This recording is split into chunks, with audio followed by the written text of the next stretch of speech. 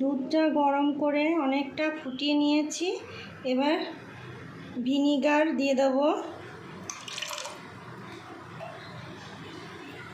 দুধটা ছানা করে নেব। এই ছানা দিয়ে আর আম দিয়ে সন্দেশ বানাবো। ছানাগুলো জল ঝরিয়ে এবার একটু মেখে নেব।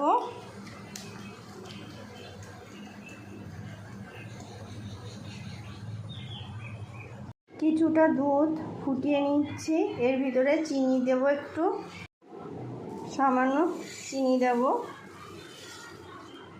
এটা ভালো করে মিশিয়ে নেব।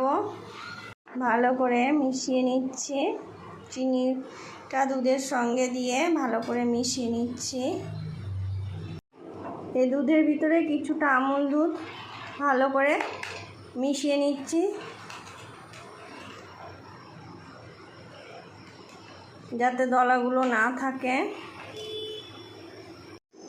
ছানা সব দিয়ে দিলাম দুধের ভিতরে।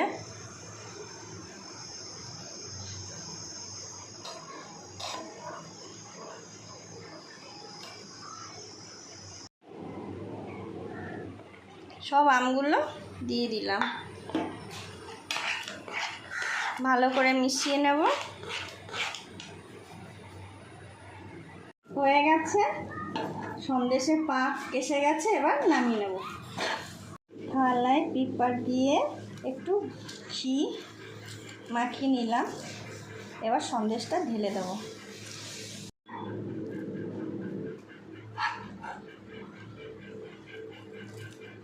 আস্তে আস্তে একটা শেপে নিয়ে আসবো। হাতা দিয়ে সুন্দর করে একটা শেপ বানিয়ে নিলাম। এবার ছুরি দিয়ে পিস পিস করে কেটে নেব। সুন্দর করে পিচ করে নিলাম। এবার ফ্রিজে একটু ঠান্ডা করতে দেবো।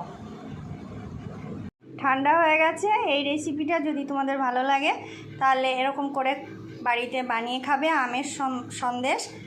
আর লাইক করবে, কমেন্টে জানাবে কেমন হয়েছে, শেয়ার করে দেবে।